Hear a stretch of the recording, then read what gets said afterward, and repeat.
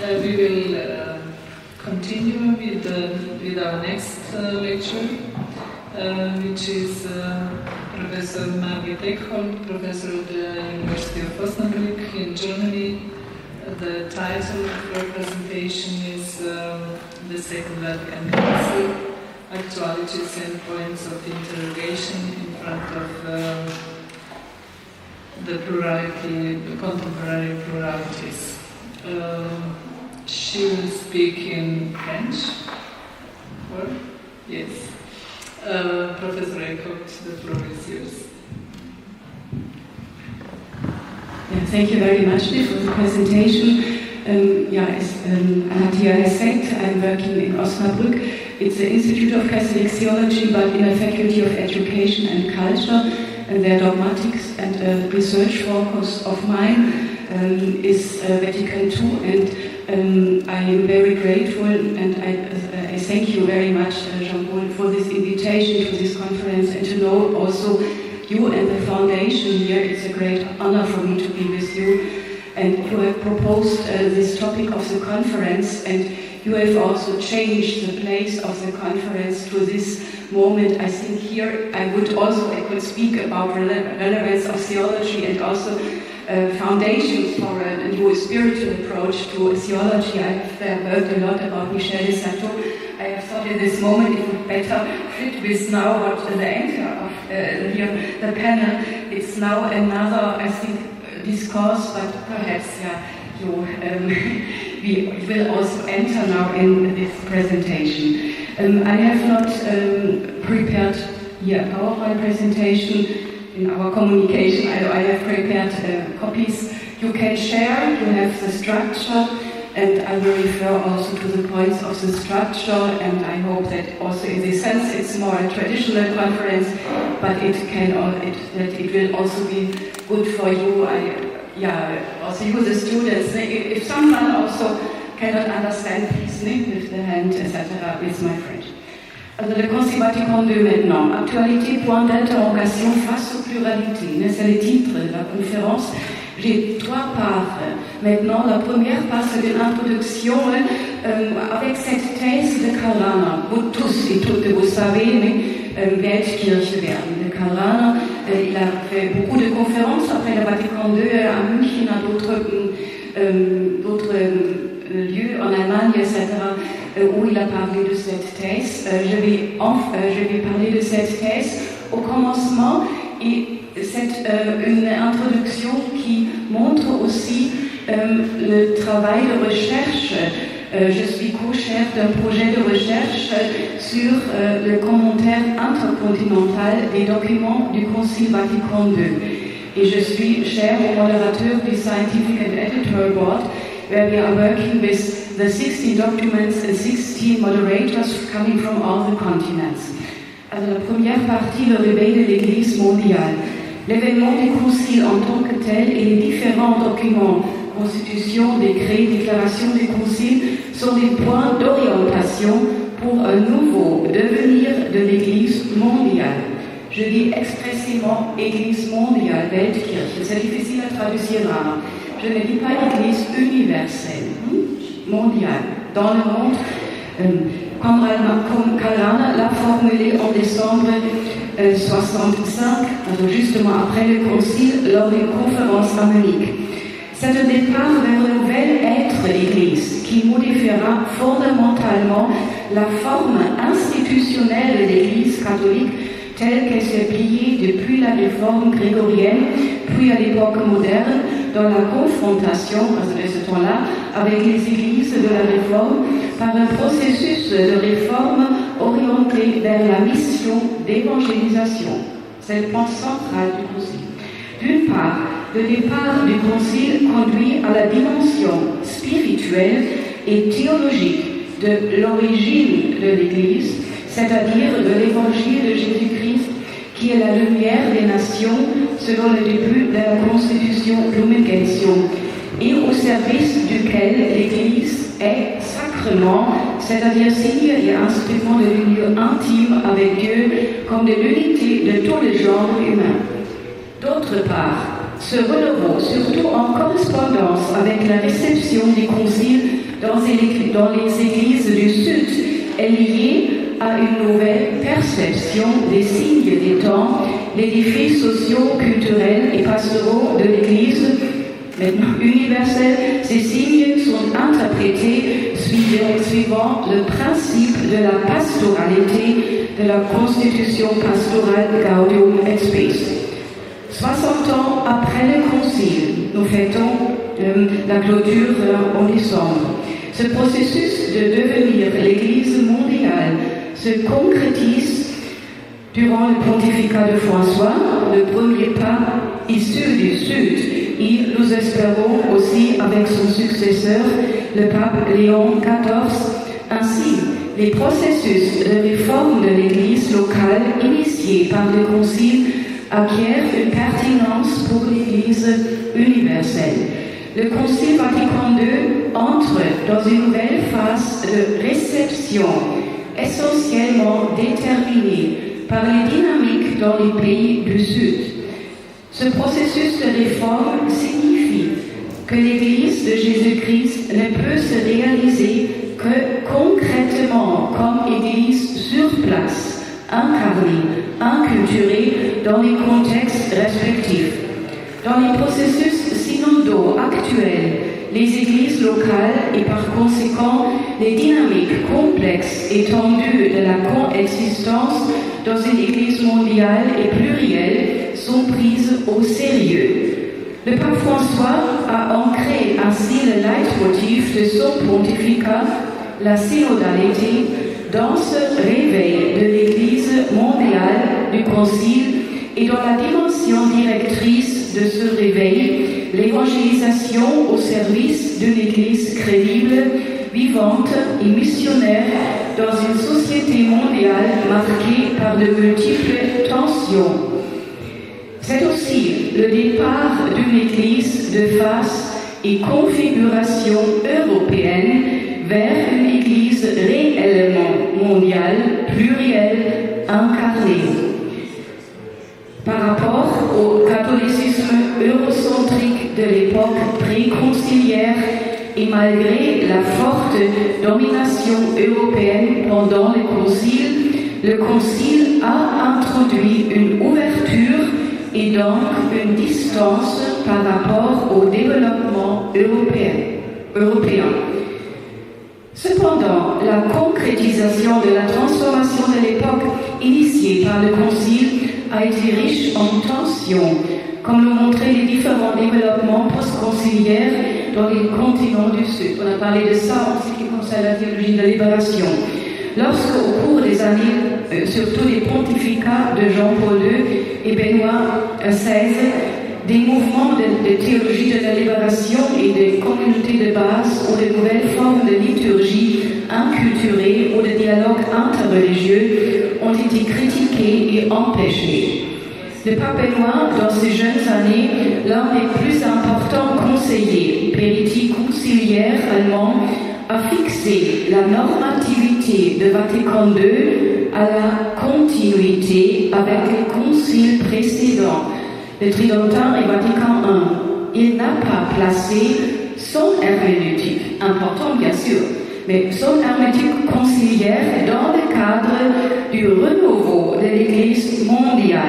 Il ne s'est pas donc référé au statut ecclésiologique de la Constitution pastorale Gaudium et Spes et au principe normatif de la pastoralité.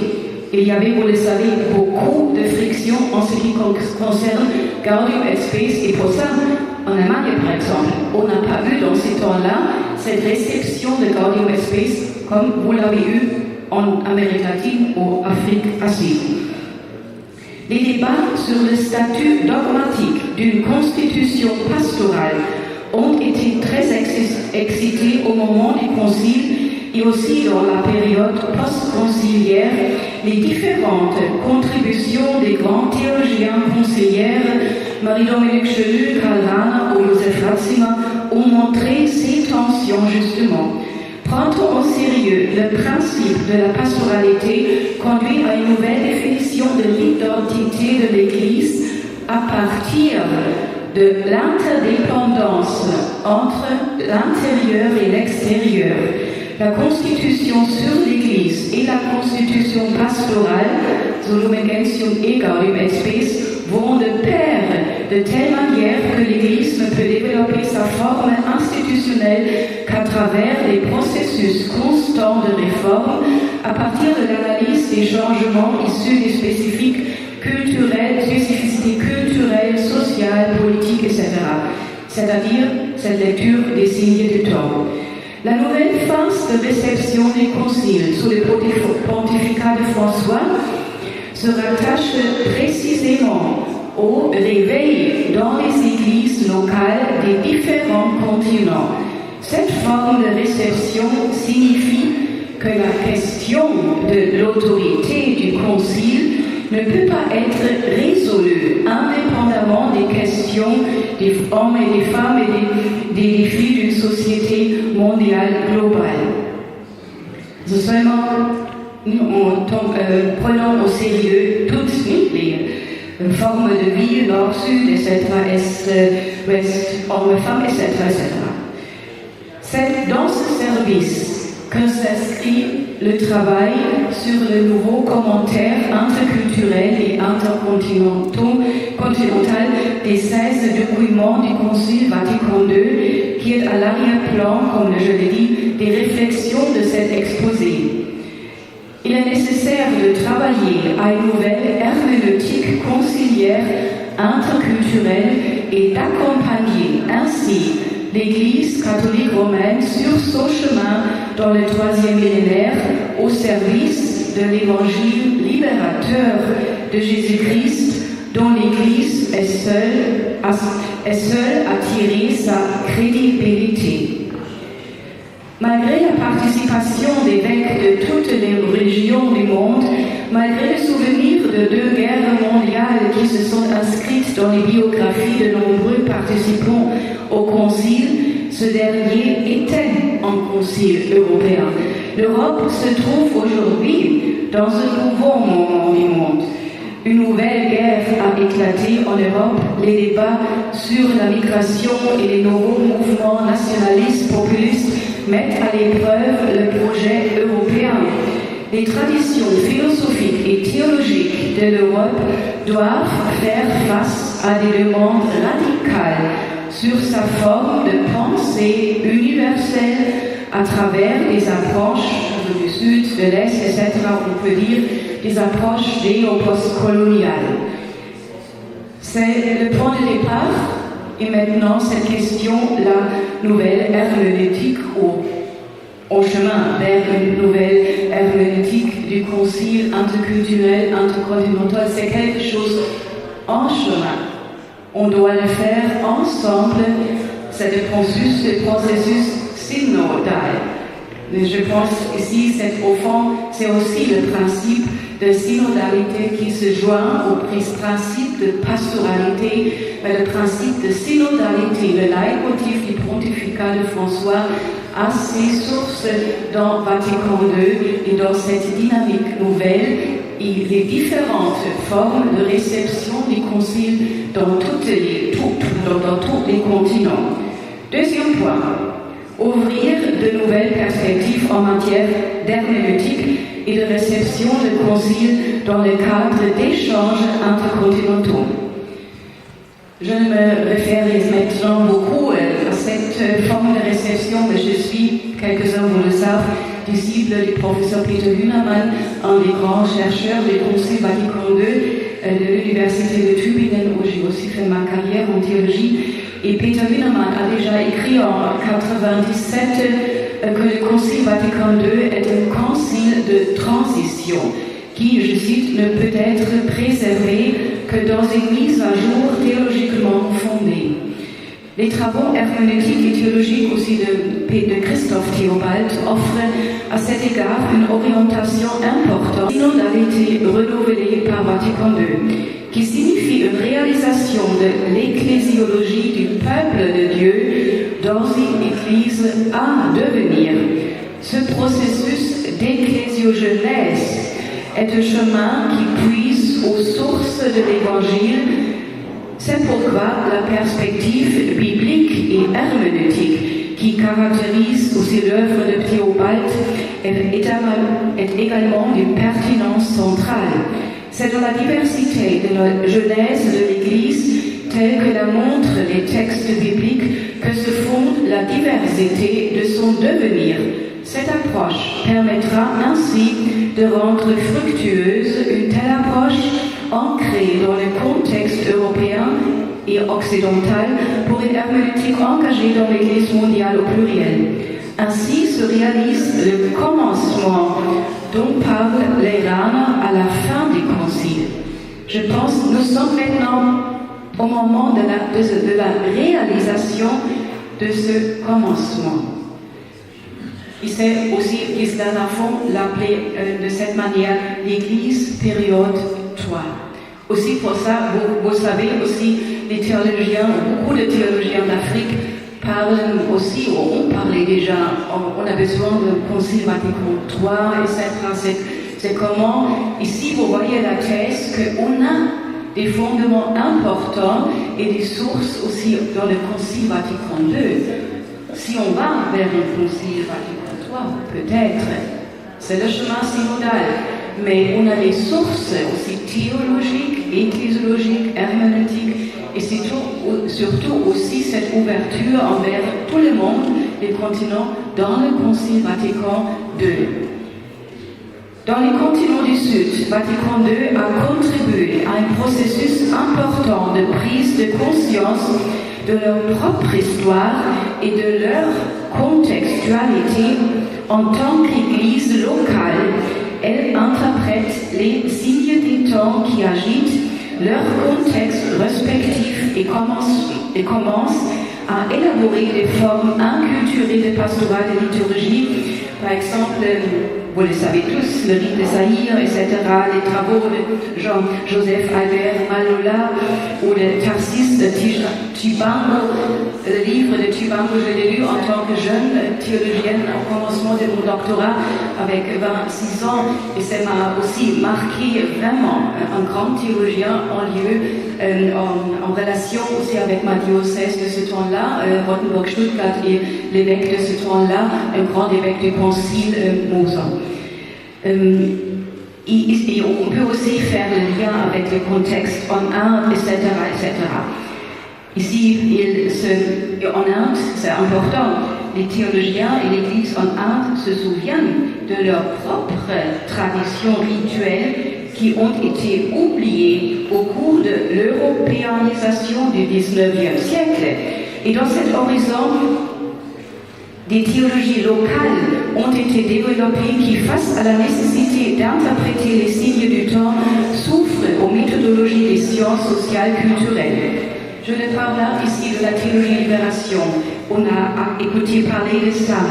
Et je pourrais, mais je ne peux pas aussi approfondir ici la réflexion sur la rencontre entre culture, théologie, etc. en Afrique ou en Inde, aussi le dialogue interreligieux. Mais je pense qu'à partir des différents continents, on a différentes lignes aussi de réception du Concile Vatican II. Et l'important pour le monde actuel est de mettre ensemble, et c'est le travail que nous faisons dans notre commentaire intercontinental de chaque document du Concile. Moi, je suis modérateur ou modératrice de Apostolicum Actuositatem, avec une collègue Afrique du Sud, en passant par Hong Kong jusqu'aux États-Unis ou en Europe, etc. Et ici, je pense que c'est le moment de mettre ensemble de nouvelles manières les différentes lignes du Concile et aussi, non seulement la réception, aussi la mémoire vivante de ça, ce qui s'est passé au temps de la colonisation, mais aussi avant. Et cette mémoire, je pense, faire le travail de mémoire, c'est quelque chose de vraiment très très important parce que dans un tel processus, ça on peut mettre en évidence ce qui n'a pas été exploité et ce qui est resté invisible dans la réception des conciles. Et cela n'inclut pas seulement le regard sur les cultures du Sud, privés de leur propre histoire et de leur dignité, la critique du racisme, de l'exclusion pour des raisons politiques, sociales, économiques, mais cela inclut aussi les nombreuses voix et visages de femmes engagées à différents niveaux de l'Église, dans l'éducation, la pastorale, la vie religieuse, la théologie.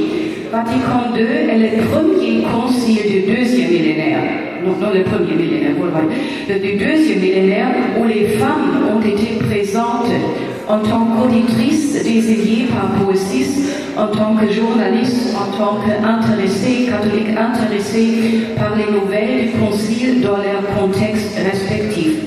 Dans Lumen Gentium et Gaudium et Spes, le concile a souligné l'égale dignité de tous les êtres humains et a critiqué la discrimination en raison de sexe, race, etc.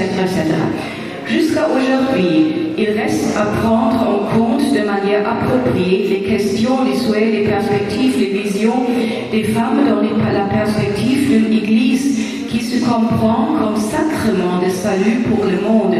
Le processus de devenir une Église mondiale initié par le Concile ne deviendra vraiment concret et ne signifiera un véritable commencement d'une nouvelle forme d'être Église que lorsque l'Église catholique romaine, par des voies synodales, accordera vraiment un espace à la diversité culturelle et sexuelle. Le troisième point, avec 3 petits sous-points. J'ai parlé ici aussi de ce concept de synodalité, etc. Et je pense le processus synodal avec Pape François et on espère aussi la continuité maintenant avec Léon XIV est vraiment important parce que pour moi c'est mettre en pratique vraiment cette nouvelle dynamique du Concile Vatican II. Et ici, je veux mentionner seulement 3 petits points en ce qui concerne ce processus. Le premier ici, c'est s'écouter les uns les autres, donner une voix aux nouveaux acteurs. Plusieurs de vous ont été ici avant dans la synode et je pense importer c'est ici les différentes et les nouvelles voix. Je veux ici mentionner seulement Querida Amazonia, dans laquelle Pape François met sous les yeux la violence dont étaient victimes les peuples indigènes au cours de la conquête, la conquista, et dont ils sont victimes aujourd'hui dans l'exploitation des forêts tropicales, leur base de vie. Et il nomme ici les indigènes, les maîtres du Vibonne à l'école desquels l'Occident doit se mettre. C'est ça, cet changement de perspective, cette conversion. Le premier point, écouter et aussi les nouvelles voix, et ça signifie processus de conversion. Deuxième point, devenir une église mondiale sur place. Vous tous ici, vous êtes en train de le faire en pastoral, en théologie, etc., etc. Mais moi-même, dans ma préparation, j'ai lu un texte vraiment critique du théologien africain Stan Tuilo. Peut-être vous les connaissez. J'aime bien citer ici à Stan Tuilo comment le royaume de Dieu peut-il s'incarner dans une pratique concrète qui transforme la vie pour les chrétiens et les chrétiennes africains compte tenu de leur profonde faim de Dieu, de leur quête de sens, d'espoir dans un monde complexe. Et il parle ici aussi de cette dépendance des églises en Afrique. Vous pouvez aussi me corriger, bien sûr, c'est la citation de Stan Tuilo, mais cette dépendance, c'est-à-dire votre authenticité et votre empowerment est important aussi pour nous-mêmes, pour nous en Occident, au Nord, pour notre processus de conversion. Pour ça, je le dis, c'est seulement possible si vous êtes vous-même en place sur le lieu, église in situ, et c'est-à-dire vraiment incarné et pas dépendant du Nord. C'est une question très complexe. On a parlé ici aussi de l'argent, etc., de beaucoup de plus d'autres choses. Mais je le dis, bien sûr, vous pouvez ici me corriger. C'est ça, je pense, vraiment important. Le troisième point, en relation avec ça, l'Église universelle comme réseau et mobile de relations, hospitalité et réconciliation. Je pense qu'une telle Église in situ, une Église mondiale, seulement se peut se réaliser en tant que réseau et mobile de différentes relations entre les églises locales, c'est-à-dire devenir une Église vraiment polyédrique. Le modèle de diversité réconciliée, développé dans le contexte économique, doit être mis en relation avec cette nouvelle forme de catholicité qui s'exerce dans une diversité de dynamiques interculturelles, avec des inégalités, mais aussi avec des conflits et des crises. C'est que l'identité catholique dans une Église mondiale, polycentrique et culturellement diversifiée s'oriente vers l'évangile libérateur au service de la justice, de la paix, surtout aux côtés des pauvres, des exclus, des personnes dans le besoin, des victimes, des survivants d'abus de toutes sortes, aussi dans l'Église. Des espaces s'ouvrent alors pour le changement structurel de l'Église, au service de empowerment, surtout de ceux dont les voix n'ont pas été entendues et dont les visages ont été rendus invisibles. Entre la goutte et le sel, Dieu peut encore mettre le doigt. Cette citation de l'écrivaine breton-sénégalaise Sylvie Candé, vivant aux États-Unis. C'est-à-dire, il existe un pouvoir, même dans l'impuissance, qui est la raison la plus profonde de tout empowerment. Et pour ça, pour finir, vous pouvez voir ici, il y a cette page, ici, la place de Saint-Pierre. Pour moi, c'est pas seulement une photo. C'est aussi pour moi une figure esthétique de la thèse principale de ma conférence, c'est-à-dire cette sculpture dans la place de Saint-Pierre. Pour moi, c'est vraiment symbolique pour ce nouveau devenir Église mondiale. La sculpture rend hommage aux embarcations qui partent de l'autre côté de la Méditerranée vers l'Italie, l'Espagne, la Grèce. Les occupants ne savent pas qu'ils s'avéreront. Les bateaux sont généralement en mauvais état et surchargés. La sculpture du bateau de réfugiés sur la place Saint-Pierre, considérée pendant de longs siècles comme le nombril du monde dans la perspective catholique romaine, symbolise, dans ce sens, plus que la violence et la tragédie liées à la fuite et la migration. Elle interroge le pouvoir du Vatican exprimé dans l'architecture de la place Saint-Pierre et une image eurocentrique de l'Église, telle que s'est développée à l'époque de l'expansion européenne et de la conquête et du colonialisme. Le regard sur la basilique Saint-Pierre ne peut aujourd'hui être dissocié du bateau de réfugiés. Pour ça aussi, plus que symbolique, le premier voyage de François à Lampedusa. Et la question, je vais terminer avec cette question, démystifie-t-il ainsi la colonialité du pouvoir qui s'est également empêtrée dans les colonnades de la place Saint-Pierre pendant de longs siècles? Merci bien.